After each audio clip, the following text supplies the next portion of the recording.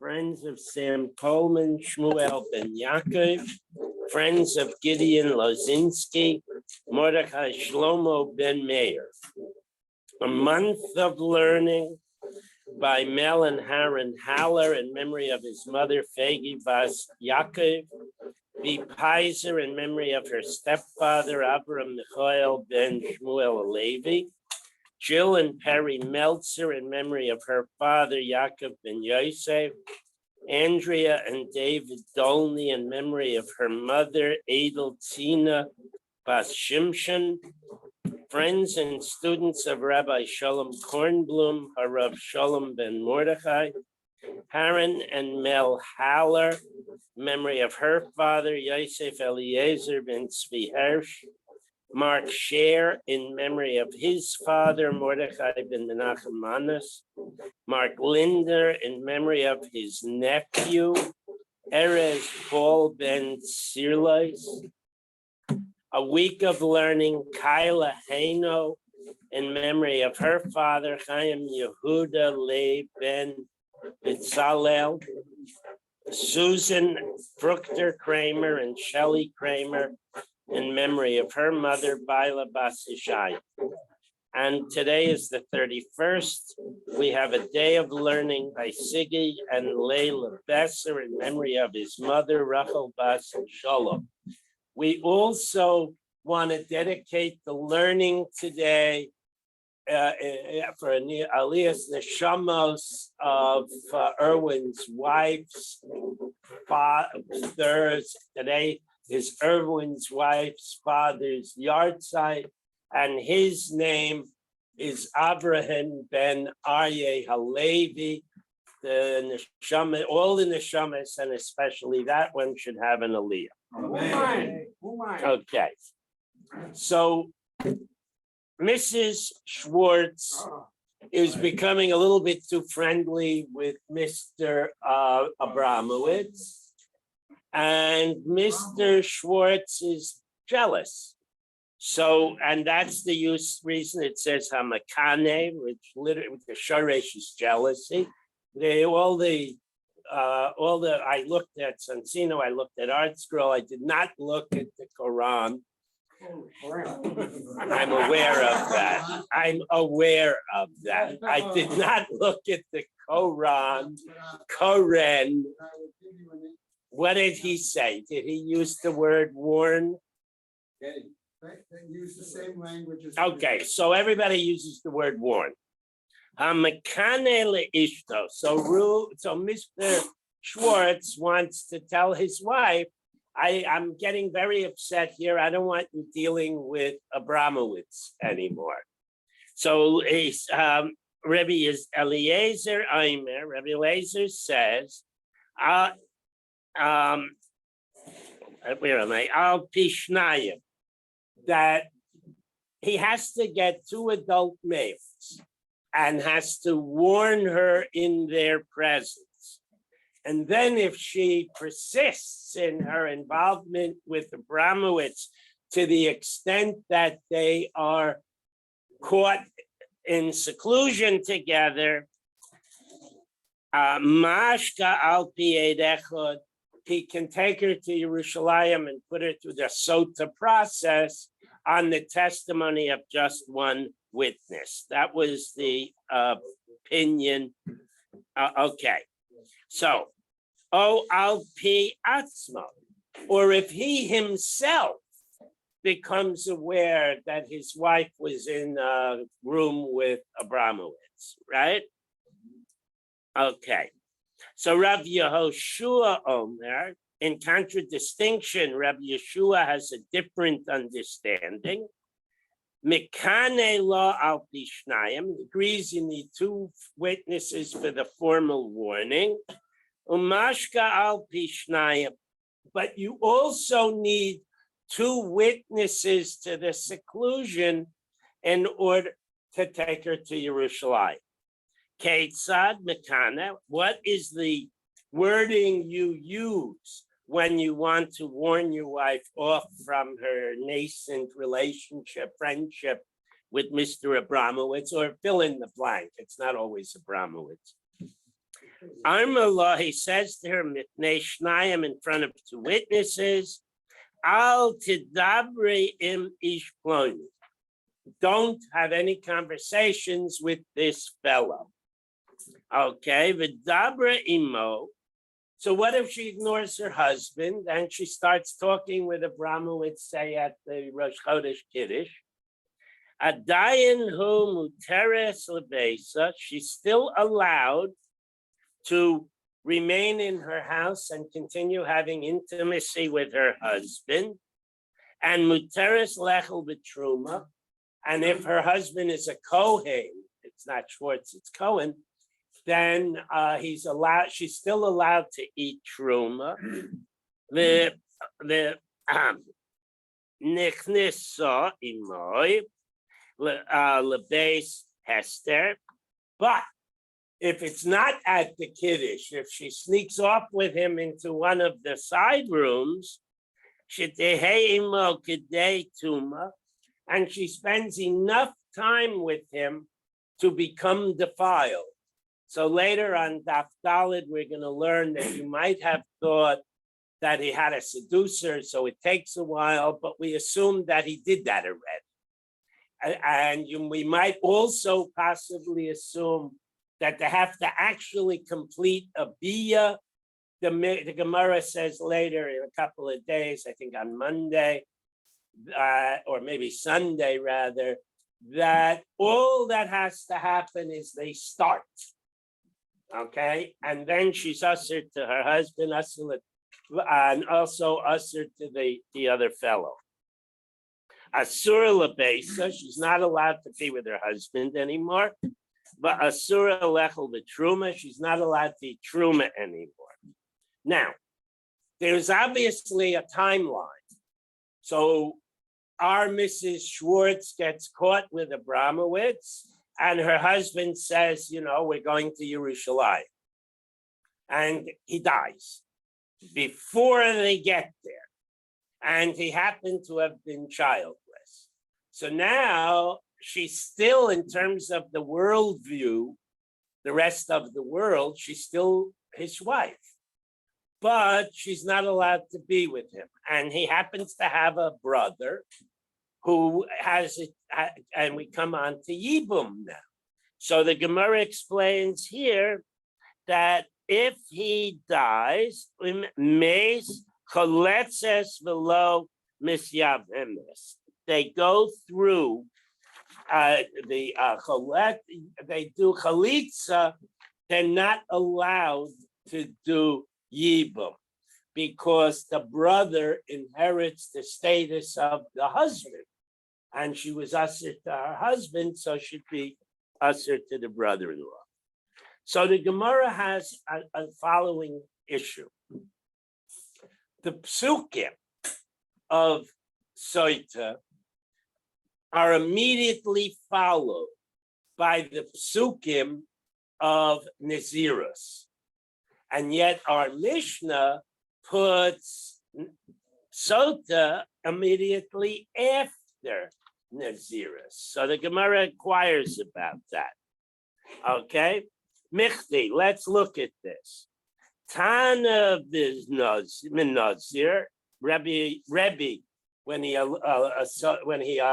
organized the Mishnayos, put Nazir Solik, and as soon as he finished with Nazir, my Tana dekot Tana Sota. Why did he then go to Sota? Okay, so Kida Rebbe. It was Rebbe who did it, and it was Rebbe's reasoning. The Tanya, we have a brisa, Rebbe Aimer, Lama Nismacha Parshas Nazir LaParshas Soita. Why does the Torah put one parsha right after the other, Nazir right after Sota?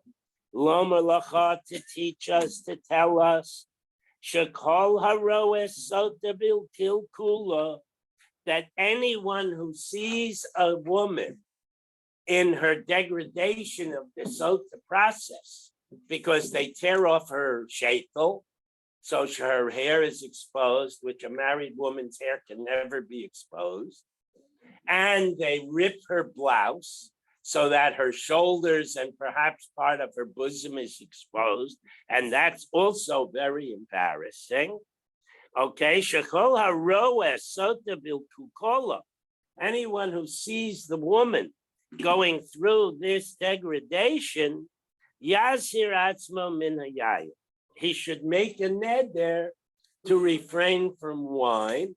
And we learned in Nazir that such a neder, even though it doesn't mention any of the other restrictions, he's now at this Nazir.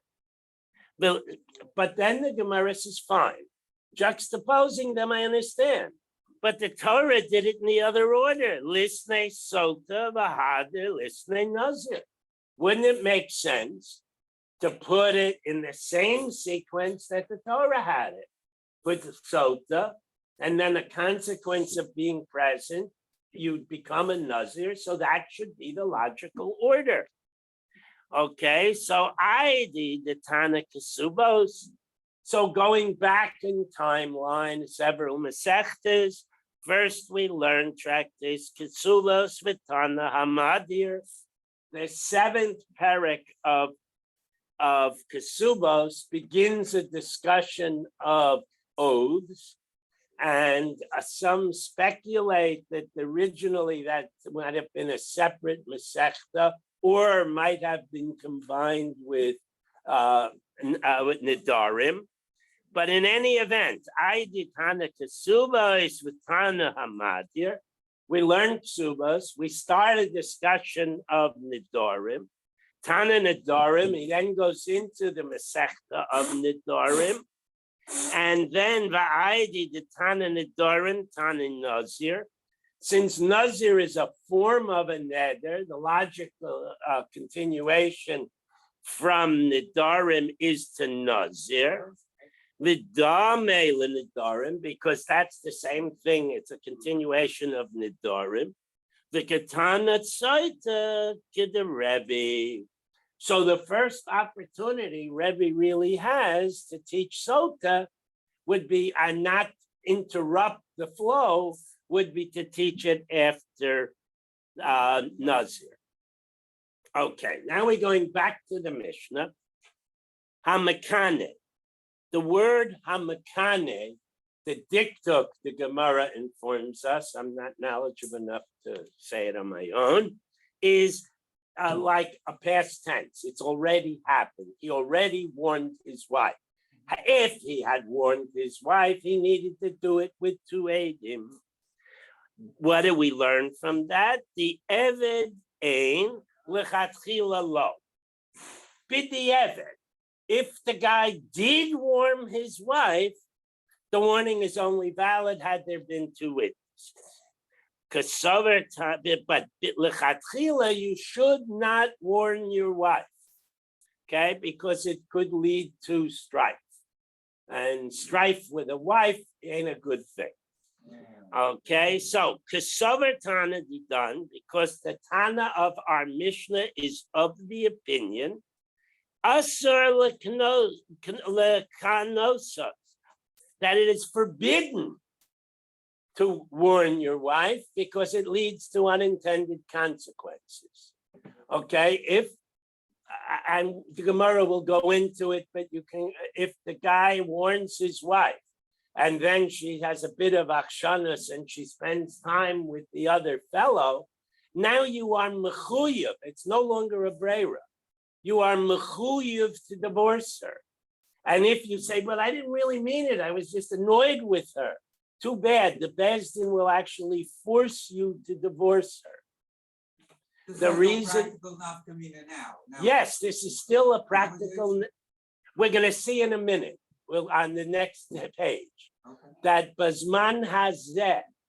As soon as you warn her, and then she spends time privately, not necessarily intimacy, but all that the people know she was together with him, and they or other people know you warned her about it. Now you're not allowed to be intimate with her anymore. And since Chazal, the rabbis are afraid that nature would take its course if you remained living with her. I mean, theoretically, you could live in separate bedrooms, but the rabbis are concerned that if you try that, it won't work. So they force you to divorce her, and she cannot remarry you, nor can she marry the fellow that she expressed some interest in.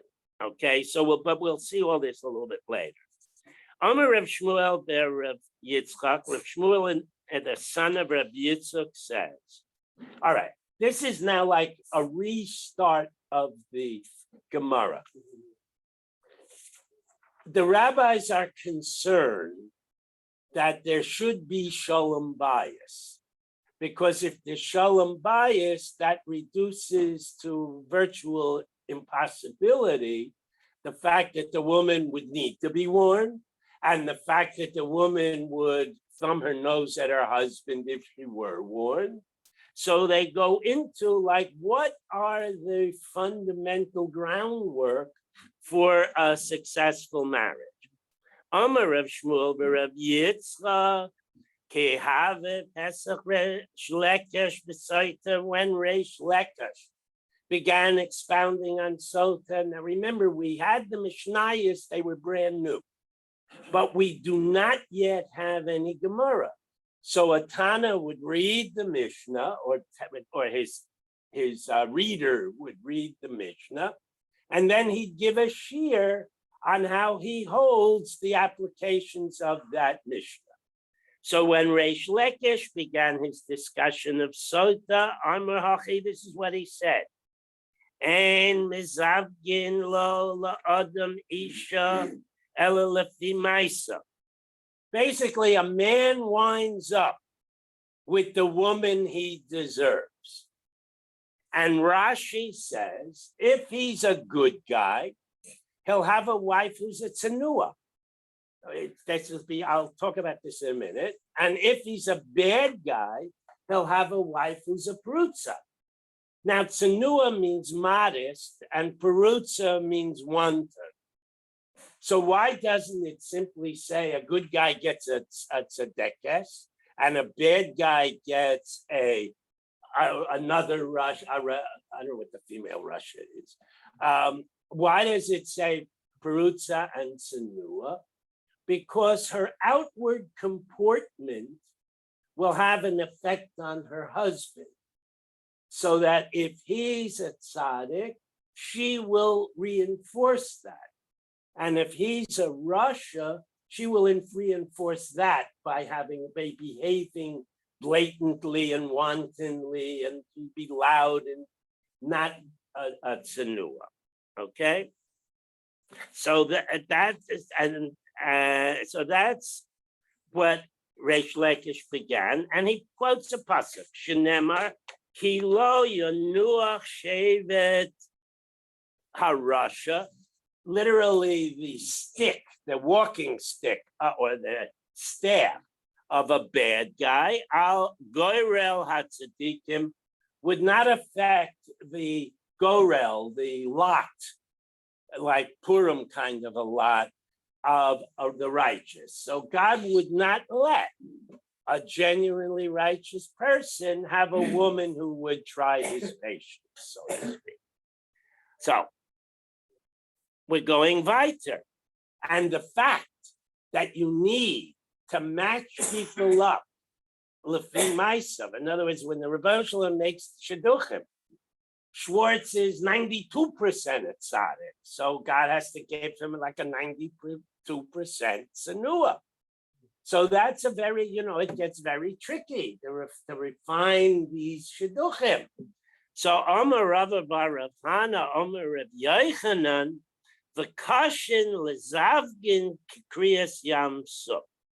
God has as much difficulty, kaviyachol, creating appropriate shidduchim as he did splitting the Red Sea. Shenemar Elokim Moshe v'Yechidim Besa. God takes individuals, meaning one man or one woman, and confines them to a building until he can find the right match Moitzi Asirim Koshoros, and he releases them at the appropriate time. Now, this is a remes to Pesach, and because we mentioned Kriyas Yam Suf, it was the appropriate time to get the Jews out of Egypt at the beginning of the spring, and maybe that's why we have June weddings. All right. Well, now we're going to contradict that. That was a joke, the June wedding. Okay, the Ini, is that really true that God does this shidduch making when the kids are 21 and 19, say, and that making to get the right boy and the right girl is as difficult as Kriyas Yam Suf? I can contradict that from a brisa. The Eini ha'omer Reb Yehuda Omer Rav Arim Yom Koidem Yitziras Havlad, 40 days before an individual is even conceived. Baskol Yotzas V'Yomeres, a heavenly voice comes out and says, Bas Ploni LePloni, this will be a little boy, and Abramowitz's daughter will become his wife. Base Ploni LePloni, and he'll live in a certain house. The Soda Ploni LePloni, and a certain field will be his field. In modern terminology, the girl he marries is predetermined. Where he will live is predetermined, and how he will earn a living is predetermined. And any bechira chavshus he has is within that framework. That's what this brisa says. So this is a direct contradiction to the previous.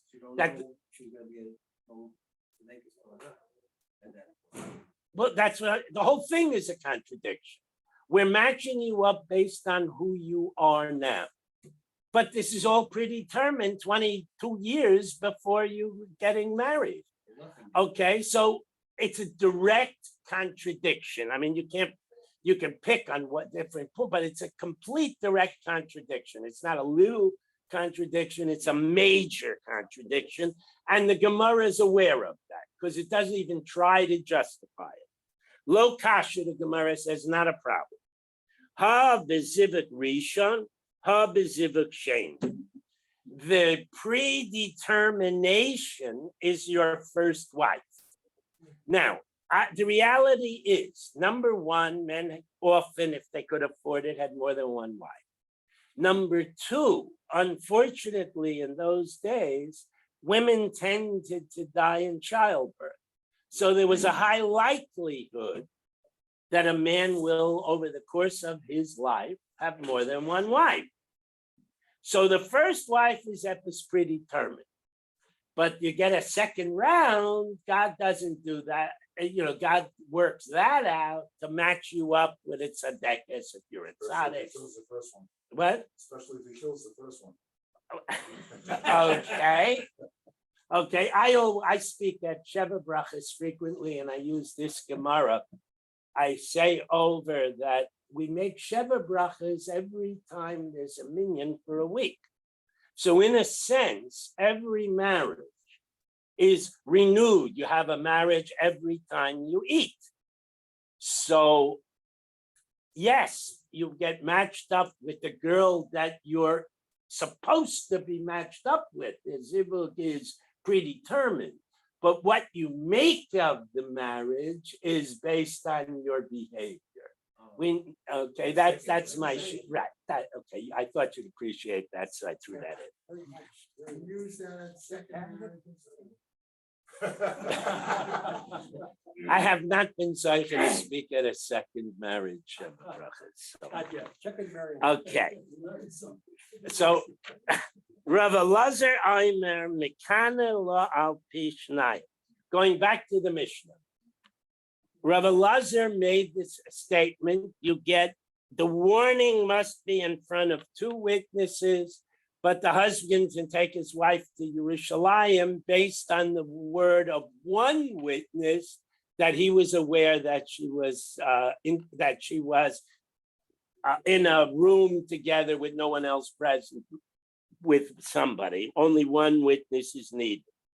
So the Gemara says, Ad kan lo pligi ela bikina v'sisra. That they basically agree that first you have to be warned, then you have to have a witness. That what they disagree with is the number of witnesses, okay? Avo bituma ad eid echad mehenan. That one witness is considered credible for the being secluded. And now we're going to go into a rather long and somewhat complex discussion proving that in normal cases, you need two witnesses. One witness is nothing. But in specific cases, sota among them, if there is only one witness, that is considered credible. And we're going to have a whole back and forth on that issue, okay? Now, Tananami, we also learn in the following Mishnah that a single witness would be accepted by Bezdin. And I will interrupt myself. Whenever it says two witnesses, that always means two adult males. Whenever it says one witness, it can, and they're not related, etc. When it says one witness, it could be a relative and it could even be a woman. Okay, so if your wife is going to sneak off, she can't let Rivka know. Okay. Eid echad omer ani ra'isi shenitmas. If a single witness comes to court and says, I saw Mrs. Schwartz together with Mr. Abramowitz and they did the deed, okay, lo haisa shosef. She does not go to Yerushalayim because Yerushalayim and the Sota ritual is only in the case of genuine doubt. And this one witness is enough that the husband must divorce her and she may not marry her paramour. This one we got again, according to both Art Scroll's introduction and Cohen introduction, the wife also has a choice, okay? She can choose not to go. And ask for a divorce. Okay, she Right. would then get divorced, but without. And no kasuba. Right. So I want to just bring that up. Right. I mean, women had choice. And also, very interestingly, the Gemara will in a minute talk about nowadays, meaning after the destruction of the Beis Hamikdash where there was no sota.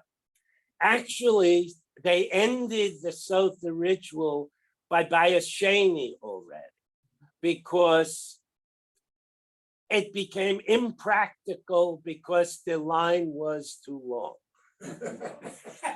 What? I'm not kidding. What the introduction said was that because people had sunk into such a. I gotcha. Well, I made that point less blatantly.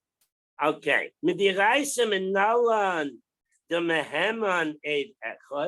So how do we have a source in the Torah that one witness is his belief? Now, this is going to get tricky, so you have to hold up. Yeah. We just said one witness does not make her drink, Correct. but one witness, we do believe. That's why she doesn't have to drink. There's no suffix. She is clearly What does the Tumah Eid Echad Meheman mean? that one witness is sufficient to create a verdict in a Bezdin that they have to get divorced. Oh, but not the drink. No, drinking is only when she says nothing happened. And there's no proof, there was no video camera in the room. We don't know whether she was lying or not. So the water, we always preferred divorce to sota. That was the raya, is what I said a minute ago, that by the time of Bayis Sheni, there were so many couples coming to do so that the rabbi said, we're not doing it anymore. whenever there's even aid echad, in other words, whenever there's good grounds to suspect that she was unfaithful, she gets a divorce. Yes. I just want to answer Chaim in a little different manner. Chaim, think of the following. We can take this discussion from a male perspective, or we can take the discussion from the female perspective. Rabbis don't do that. I know that, but that doesn't mean we don't. Okay? And that's why I want to answer you slightly different. Okay? Think of the situation of the fact that the husband has, this is a number of steps in the process. Step one was the husband had to warn her. We've already been told that. She didn't do listen. that, the chastis. Step number two, let's assume he warned her, okay? And she nevertheless had some situation with this other gentleman. And she wants to prove her innocence. Okay, she can refuse to drink it, but then she knows she has to be divorced and gets no sleep. And she goes out penniless. Okay, if she wants to prove her innocence, okay, that there was no, that his The jealousy- accuser was wrong. that his jealousy and etc. and his complaint, all of that thing was okay, Unfounded. unfounded, thank you. Then she may subject herself to the following test. And that's what Sota is. A test that's going to allow to prove miraculously whether she is valid in contesting his claim of infidelity or not. Okay, I have So- a problem with this because I'm looking at a practical point of view where a woman may have her sights on a married man and suggest to him that maybe his wife is unfaithful, That's- and then go and testify to him that she saw. the it. Gemara is going to deal with that. It's gonna- Okay. The Gemara is going to deal with that. Okay, and that case, typically, if she's unmarried and available, this lady who likes a fellow, she could say, marry me, I'll be the tzara, I'll be wife too. Right. So that is not a major threat. Okay, we know that money makes men more attractive. So if a woman is looking for somebody else's husband, it's probably he's rich enough to have two wives.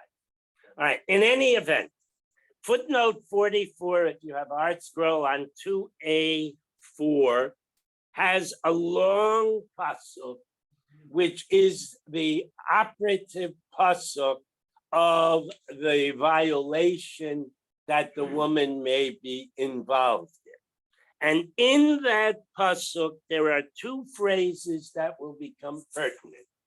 The first phrase is there was no witness, and it uses the word aid in the singular. The second operative phrase is she was coerced or forced or raped. You could fill out in any of those words. So there's a certain tension here. If there were no witnesses, how do we know she was raped? Okay, so that's what we're dealing with now. How do we know that the Torah permits us to accept, in this case, one witness? The Tana Rabbanan, we have the following phrase in that long pasuk or group of psukim: the aid ein ba. There was no witness to the act.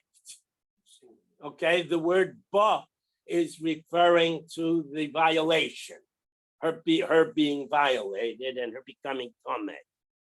Vishnayim kasuv midabar. So the first assumption is that this word aid, even though it's in the singular, is not translated as witness, but is translated as testimony.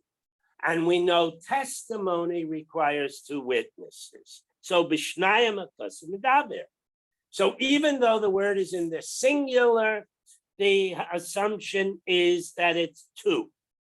So if you make the assumption that there were not two, as the Gemara is wont to do, we infer that there was one. Okay? Did everybody get that? Because it says there were not testimony, meaning two, the assumption is there was one. Okay? So, Eina Ella Afilu B'Echad. So why don't we simply take the pasuk at its face? There was not one witness. Why can't we translate it like that? Talmud Lomar, pasuk goes, there's a pasuk which states, Lo yukum eid echad be'ish, a single witness can't stand up, meaning testify against an individual. Okay? So, mashma, we have to infer from all of this, shenemar lo yukum eid be'ish, a single witness can't testify against someone. Ani yodeya shehu echad. I would not yet know that there was only one witness. Mal Talmud Lomer echad. Think about it. If the pasuk said a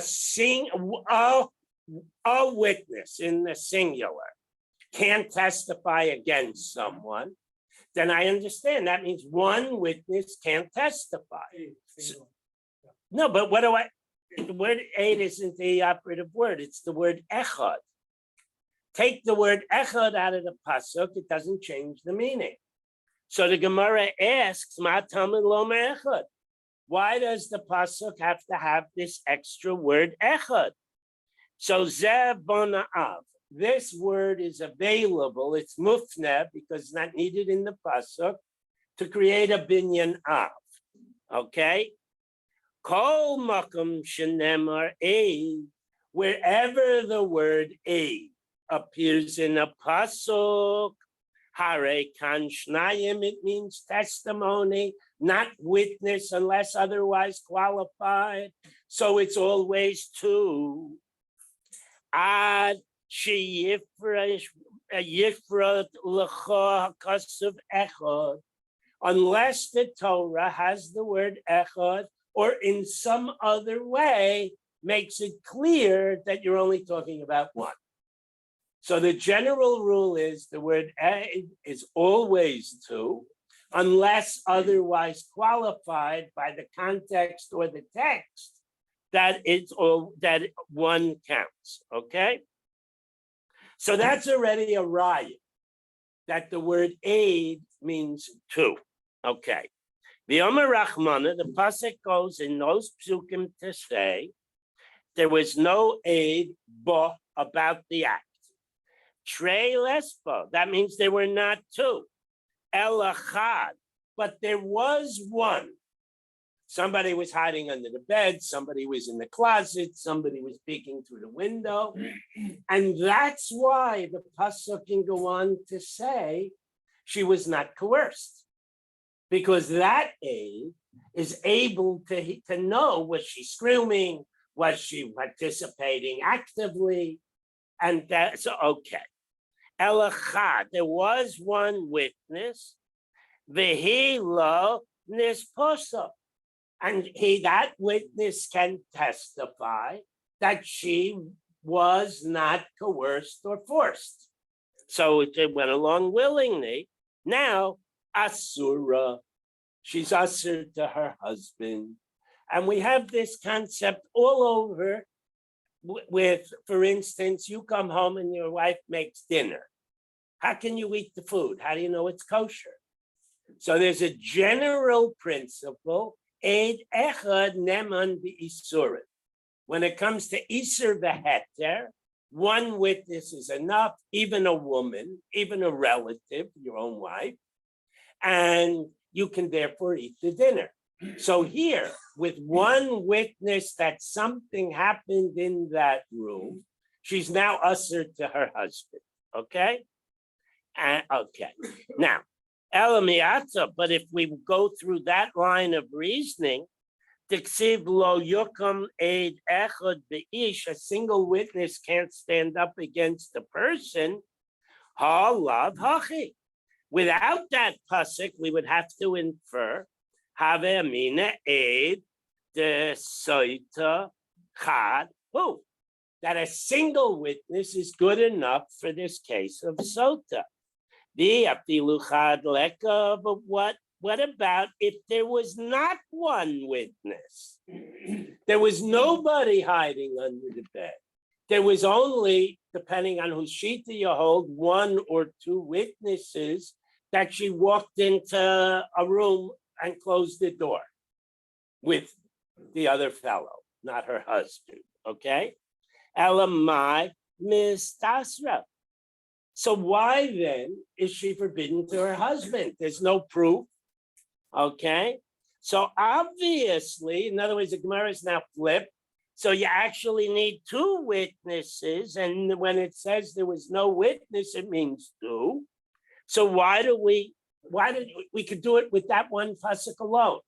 Why did we have to drag in another pasuk over here? So Itzrich, we need both explanations, right? There was no witness to the actual act of violation. A neman that a single witness would not be believed. This is the flip side. We're going through a different line of reasoning. A neman, can you say that's what the pasuk means? That a person who saw Mrs. Schwartz and Mr. Abramowitz do the deed is not believed? Elamah boy. So then what proof would the pasuk require from this couple, right? You're telling me that they have to invite two other people in to watch? That would be the only way they would get in trouble? Okay. If that's what the Torah meant, they wouldn't have this whole pasuk of Eid Echad business at all. They would just not any of it. Okay. So the Asya davar memamon. So now we're going to disprove this new havamina that it means always two. Because in the case of Dine Mamenos, Anna Yadana, I would know already that you cannot take money from someone who you claim owes you money without the testimony of two Adam. Midi, dahave akol ediyos b'Torah. And that rule is expanded to include every case of testimony in the Torah. One witness sees Schwartz kill Abramowitz, it's not sufficient to convict him in court. One witness sees Abramowitz borrow money from Schwartz, it's not sufficient to get repaid. So that would be enough to say you always need two witnesses. So it's strict. So we still need the pasuk of Eid Echad to say that one witness is good. Maybe you want to argue that sota is different, the raglayim ledover, because there's the matter has feet. In other words, if two people see Schwartz, Mrs. Schwartz and Mr. Abramowitz walk into a room and stay there for 20 minutes, and they come out with smiles on their faces, then it's the presumption, the chazaka is that if you're in a room with a woman long enough to do something inappropriate, you've done it. The halacha makes that assumption. Okay, so it's so the reglayim ledavar, we have grounds to challenge their behavior. Shahare kine lo, because her husband did publicly warn her in front of witnesses. Vinistera, and she went and defied him and concealed herself, who had yichud with a man. Okay, so lis hemen bo ad eid echad. So that becomes a grounds to make the statement that in the unique case of Sota, since her chazaka was broken by the yichud, that one witness should be enough, okay? But we're going to reject that notion. Umi matzis amar te'ein nemun ba. Can you really argue that what the Torah is telling us is that one witness is not believable? Visharya, and then she could stay with her husband? On the face of it, that's absurd. The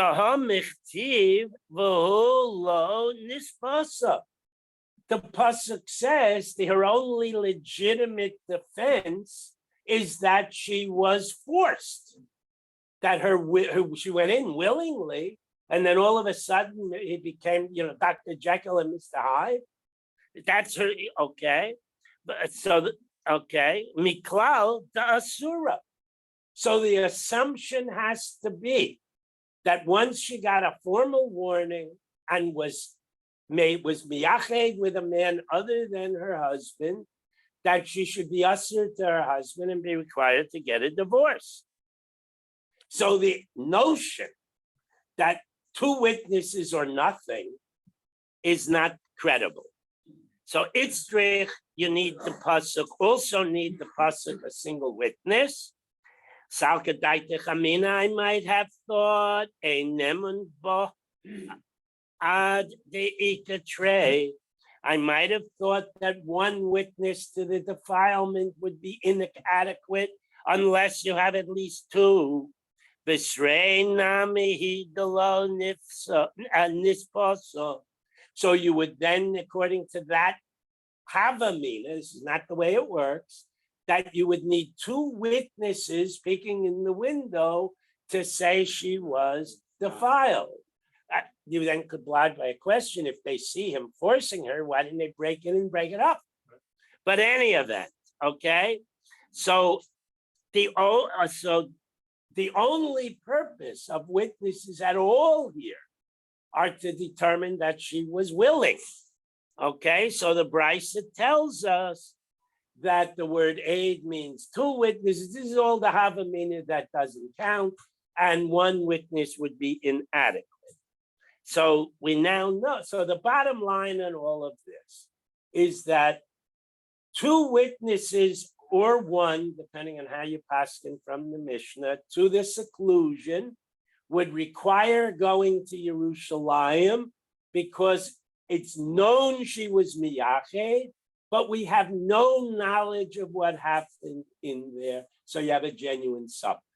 If there is even aid echad who can testify that she was a willing partner, it's not enough to condemn her to death, but it is enough to make her usher to her husband, so we compel a divorce. If there are no witnesses whatsoever, and she said, I didn't do anything, he forced me, that's when you go, again, if she acknowledges, then there's no doubt they require a divorce. And if she says I was forced, then there is genuine doubt, she can't be disproven. So you go to Yerushalayim and go through the process. What happens if the husband warns the wife, don't be with Abramowitz, and some witness says she was with Schwartz? Schwartz is her husband, that's allowed. Someone else. Another guy. That was not there was no hasra. He can't say, I don't want you talking to people, because that would break social relationships. We're going to learn that also. It comes up. Okay. So, Kamash Malan, so the Brisa tells us that you need one witness to create, to be her defense or create doubt, but not to condemn her to Sota. Rabbi Yeshua Omer, Mekane la al pishnai. According to Rabbi Yeshua in the Mishnah, she needs two witnesses for the warning, plus two witnesses of the seclusion in order to take her to Yerushalayim. On the other hand, in the Mishnah, Rabbi Eliezer said one witness to the seclusion is enough. So my time at the Rebbe Yeshua. What's Rebbe Yeshua's rationale to require 2 witnesses on each occasion? Amar Kra Ba. The pasuk says 1 witness is believed, but for the act. Okay, the act of violation, 1 witness is good enough. But below Bekinoi, 1 witness is good enough to testify she did or did not act willingly for the act, but it is not sufficient for the warning. Okay, and similarly, but below Sisera, 1 witness is adequate for the act, but is not adequate for the act of seclusion, the Misa of seclusion. Okay, so that's pretty pashut, and that's Rebbe Yishmael. For Rebbe Eliezer, I remember, but Rebbe Eliezer had needed only 1 the second time. Bah below kinoi, he accepts that you do need 2 witnesses for kinoi. The aim of bah lo sira. That, so let us say that just as Rebbe Yeshua did, that you need 2 witnesses for the seclusion. Sisra ikshishlatuma. The Gemara makes a hekesh. The pasuk has both words, one right next to the other, regarding the defilement and the seclusion. Dictive nistara vihi nitma. They were together privately, and he violated her. Okay, so those 2 words say that the implication would be 1 witness is good enough for the violation. The same witness should be good enough for the seclusion. That would be Rebbe Eliezer's argument. So kinui nami is tishlatuma.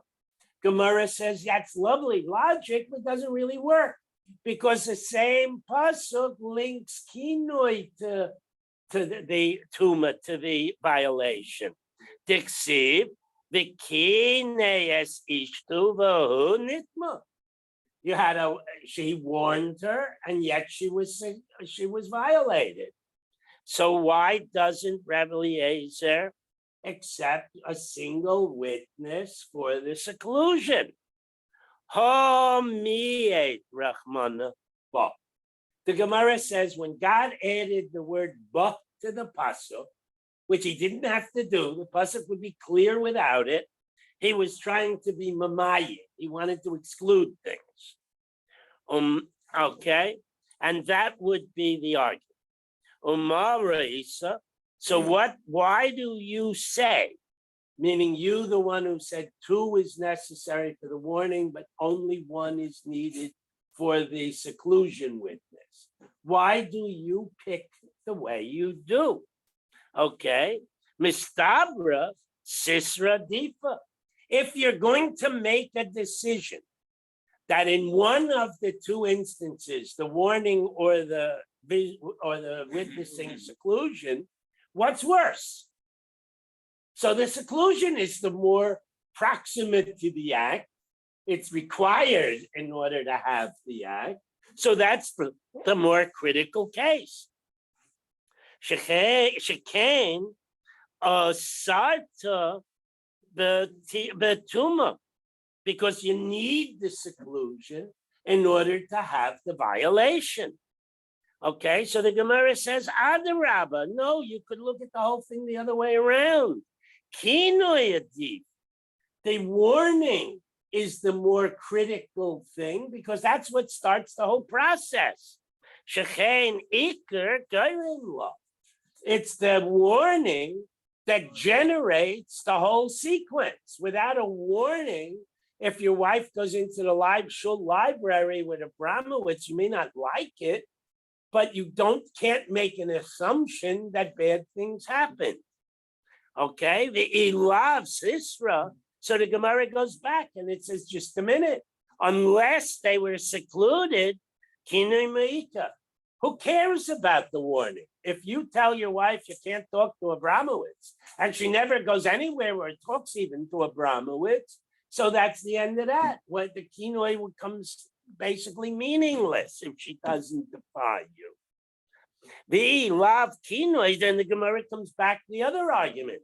The lav kinoi, if there was no kinoi, sisra mahane. Who cares if they were in the library of the shul for a couple of minutes together?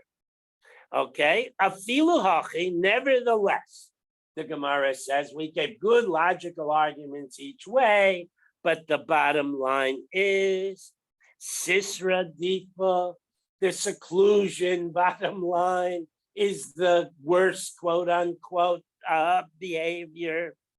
The aschalta de tumahi, because that's the beginning of the few minutes in which she is violated.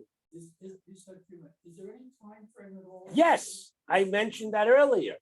The time frame is long enough for him to perform intromission, have his aver in contact with Osama. Suppose the extreme. Marriage takes place. What marriage? The husband and wife. Yeah. He walks down from the altar. You're talking about chuppah? You're talking about yichud? He walks down from the chuppah, and he says, I want you to know, if I ever see you with another man, and then. That's not a warning. She has to state he has to state who the other man is. The other man has to give him grounds for jealousy. If he has global jealousy, she'd have known that already and wouldn't have married. Okay. So the former suitor, guy who she has been going out with. Fine, but 3 years later, I'm saying 3 years later. He did. If she starts chatting with him constantly and arouses suspicion or jealousy on her husband's part, then he could say, I don't want you talking with Schwartz anymore. And then if she does, it doesn't matter. If it's public, we learned that in the Gemara. But if she then sneaks off with Schwartz, all you need, I mean, I don't know how to do a stopwatch, but all you need is for enough time to have intromission. In other words, to do the deed, not do the whole deed. No, it doesn't. He doesn't have to finish a biyah. What? I don't know what you're asking. That. I'm saying. There are no watches in those days. How do you know? Time Right. hourglass? I can't hear both. After immediately after marriage, he says, that guy who you used to go out with, I want to. Okay, so your question is, how long is the warning in effect? Yes. Mistama forever, unless we learn otherwise. Okay, look, I know you have history with Abramowitz. I'd rather you have nothing to do with Abramowitz. It'll give me peace of mind. So again, the Gemara says if she flaunts that in his face, and every time there's a public occasion, she's flirting with Abramowitz, the husband can give her a get, but he can't do anything more than that.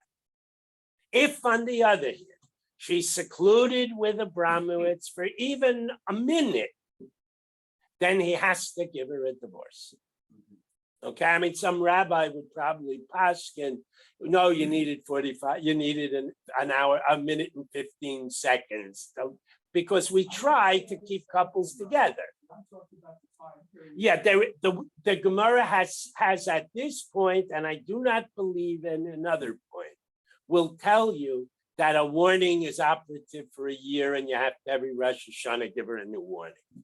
One should be enough. All right, next. Going back to the Mishnah, we're saying now that our Mishnah is not authored by the following Tana. Masnisan lo ki hai Tana. It's not like the following Tana, the Tanya. We have a Brisa. Rabbi Yossi. Now this is of an extreme view. Rabbi Yossi, Rabbi Yehuda, Omer Mishum, Rabbi Eliezer. He quotes Rabbi Eliezer. Our Mishnah is Rabbi Eliezer, but he gives him a much more extreme position. Regarding the warning, Mekana al pi eid echad u al pi atzmai. You only need one witness. And in fact, you don't need any witnesses. He can just say to his wife at the kitchen table, you know, I see you chatting up Abramowitz. I'm not happy about that. I want you to stop. Now, that's going to create issues in a minute, but this is, what? Did you want to say something? No? Okay. But, okay. Umashkala al Pishnaya. But to drag her to Jerusalem, he says, Rebbe Eliezer requires two witnesses to the seclusion. Okay? So that was his position. So Hashivu Chachamim, the Chachamim answer him with the following. L'divrei Rebbe Yossi v'Rebbe Yehuda ein l'davar sof. There can never be an end to his suspicions and her denials because he needs no witness. And every single morning, I don't want you talking to Abramowitz, and the next morning, I don't want you talking to Reese, and the next run, I don't want you talking to Levine. I mean, it would never end. So, which is reasonably logical. So my Talmud, the Rabbi Yosef, Rabbi Yehuda, what's his rationale for saying you don't need any witnesses? Amakra, ba. He goes back to the pasuk and he says the word ba is we accept one witness for the act of defilement, but we don't accept one witness for anything about the seclusion, for example. So ema ba lo bekinoi. But let's say that the ba means one witness for the act, but you require two for the warning. Kinoi iskish latuma. We go back to the same old argument. We make a hekesh, and all you need is one witness. Tiksiv the kinei es ishto v'hu nitma, that he warned his wife and she was violated. So if you only need one witness for the violation, you only need one witness for the warning. And since one witness for the warning can include a relative, he's sufficient to be his own witness. That's how he deals with the pasuk. So the Gemara challenges him and says, yeah, but that's not logical. Sisra nami iskesh batuma. We also had the seclusion requiring is a hekesh to the violation, and you yourself had said that you need two. Tiksiv nistara v'hi nitma'a. So that's the hekesh. So the Gemara responds, or Reb Yossi responds, v'hu kamashir. This is somebody asked this earlier. V'hu kamashir sisira kedei tumahu diasa. How long does the act of seclusion have to be to create an assumption something happened? Just long enough for them to get started. Okay? So now, this argument isn't over. Hashiva Chachamim, the rabbis respond, L'divrei Rabbi Yossi v'Rebbe Yehuda ein l'davar sof. There'll be no end to this deal. Meaning, what do they mean? But the matter will never come to an end.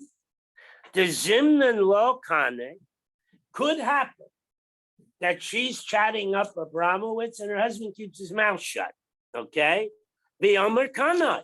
And then when she goes off with Abramowitz, he says, look, I warned her last Tuesday morning at breakfast. Okay, so the rabbis say that's an insupportable position. If he's a jealous fellow, every time she talks to anybody, it's going to create a new bezdin. Vaha l'shana sein, Mishnah seinu yesh l'davar sof. But according to our Mishnah that says the husband is not believed about the warning and is believed to us, one of the Tanai, okay? So that comes to an end. You could say the same thing there. Zimnin the law is taster. Occasionally, we said one of the Tanaim in the Mishnah said one witness is sufficient for the seclusion, even the husband himself. So maybe Mrs. Schwartz is blameless, and Schwartz is trying to get rid of her without paying her ksuba. So he says, no, she was together with Abramowitz. I saw it myself. The Omer is there.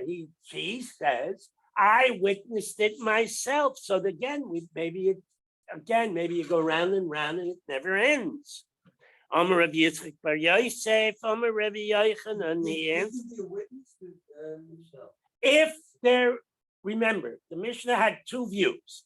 Right. One was two witnesses, one was one. But is it okay? So is your wife Nogea B'davar when she says the breakfast is kosher? If one witness is acceptable, it can be a female or a male, as long as they're bar bas mitzvah, and could be a relative. So the husband would, if one witness is good enough, the husband. Now, there is a whole discussion in the Rishonim why it says one witness or even himself. It gets more complicated. But the bottom line is he would be credible if he, did this with a straight face. Okay, and he has an impeccable reputation. All right. So Zimnin Dalo is Taser. Maybe it would happen that she did not go together with Abramowitz. The Omer is Tata, and he says she was. So why do we not have a problem with the positions in our Mishnah? Why do we have to go to review the Rabbi Yosef? All right. So the Gemara buys that. Omer Rabbi Yitzchak Bar Yosef, Omer Rabbi Yochanan, Af LeDivrei Rabbi Yosef Rabbi Yehuda. Even according to him, Ein Davar L'Sof, the matter is endless. So we come, so that's unresolved at the moment. Af LeDivrei Rabbi Yosef Rabbi Yehuda. Even according to Rabbi Yosef Rabbi Yehuda, Lo mi boya l'mishnah seinu. The issue is basically the same as in our Mishnah. So that's what the argument here was. So Adarabba, the Gemara says, no. L'mishnah seinu ika ikar. In the Mishnah, we're not talking about whether or not she did anything. We're talking about the argument is about the warning. Okay? And at least once he had the warning with two witnesses, we're now basically on record that there's something to be considered about Mrs. Schwartz's behavior. Okay? So Hasam Leka Iker. But according to Rabbi Yosef Rabbi Yehuda, who says that even the warning only needs one witness.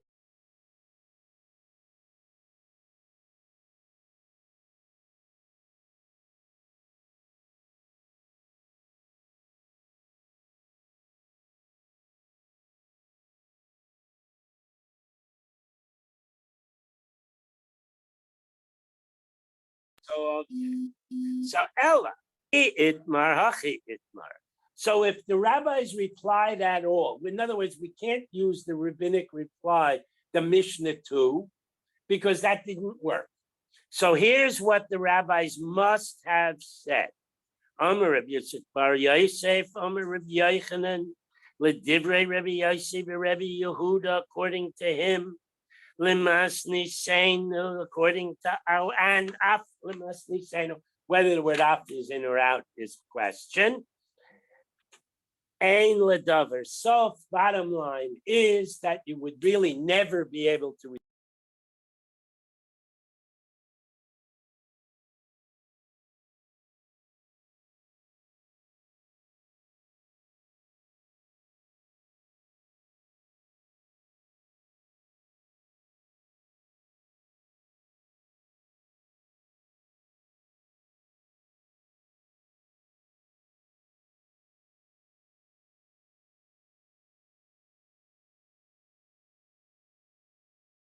Ari Vahade Ploini. She cannot say, I don't want you spending private time with Schwartz. Dilma Kaimalon Kerebi Yossi Rebbe Yehuda. Because maybe the halacha is actually like Rebbe Yochanan Rebbe Yehuda. And his comment at breakfast sets up a circumstance where they're forced to get divorced. And he never intended that. The Amar Kinui al Piatzmo, he could do just telling her, I don't want you being together with Abramowitz, is enough to create the situation, Omistatra, and then at some point in time, in the future. So you see here that it could be very far in the future, beyond a year.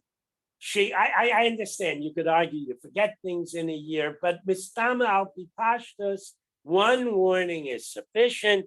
And if she ever is together with Abramowitz, Leka ha'idna misaita limivaksha, limvidaka, since today, there's no opportunity to give her the chance to prove her innocence, the requirement would be ka'aser la la'aluye, he's the asura liyayla. So there's no way of resolving the issue definitively, and she's now forbidden to her husband forever, and Bezdin would force them to divorce. Now, there is some question. Some of the Rishonim say that if they had like a big mansion and he lives in one of the house and she lives in the other, but basically he's required to divorce.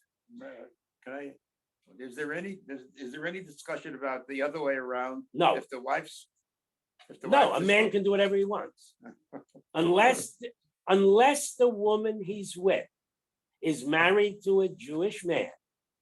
Then there are no restrictions on him. There are rabbanans that we don't engage in snus. You don't go sleeping with all the single women. But from a Torah perspective, he's done nothing wrong. So she can't demand a divorce. All right. I mean, male being male has its privileges. What? Okay. Amarish Lakesh, Ma Lashon Kinoi. Why do we use this word kinoi to mean warning? It actually means jealousy. Davar hametil kina bina labein acherim. The word kina here is used because if the husband says to the wife, I don't want you talking to Abraham. And then on another occasion, I don't want you talking to Schwartz. He's Schwartz. I don't want you talking to Reese, and I don't want you talking to Green. You're going to wind up having no social life, okay? Because it would create a davar hametil kina beina bein chayrim. That will cause a situation where there's strife, hatred between this couple and everybody else because they're no longer socializing. Alma kasavar kinoi al piatzmo. So this answer becomes somewhat of a support to the notion that he doesn't need witnesses. He can do it on his own. Lakula amalo yoda kane lo. Because nobody knows that the reason they're no longer socializing is because he questioned her behavior. So you see, there are no witnesses, okay? He does have to pay Kasuma. Yeah. The Amre, you're cooking up an idea, see me after class. The Amre, my, the Kama, the Ka, Bidla, Budla, that here, why? So people are going to say, how come Mrs. Abramowitz, Mrs. Schwartz, is no longer socializing with anybody? And all the other families in Century Village will start disliking the Schwartzes because of his jealousy. Okay? V'Rav Yemar Varim Shlamaya Mishmei Dabaya Omer, a very late Amora, because this is said in the name of Abaya. Davar Hametil Kina Beino Ubeino. That the reason kinoi is used is because it creates strife not with other people, but with internally with the couple themselves. Okay, Alma. So what we say over here, that's why Rav Yemar requires 2 witnesses. Because by the time the guy goes and finds 2 witnesses, he may have cooled off and he won't warm his wife. Alma Kasover Kinoi al Bishnaya made him that Rav Yemar says you need 2 witnesses. The Kuli Alma Yade Dekane law, because one reason maybe he'll cool down. And the other reason, if he needs witnesses, it's a public declaration. And so the neighbors will say, poor Mrs. Schwartz, her husband's a lunatic, rather than say, I can't stand that Mrs. Schwartz, she's so haughty. Okay, Kula Alma Yoda Dekane, everybody will know that her husband chastised her. Vihu the Asi Lama Eved Kana Vahada, and it's the husband who's the low life, and therefore nobody will dislike her. Have a good Erev Shabbos. I'm sorry we took so long. The next, just to finish the thing. Yeah, that is a finish. Yeah. Let Rabbi Thank you, Shimon. Michael. Go ahead. Sure. Gotta get out of here. Not as easy as that. It's not as easy material as As one might think.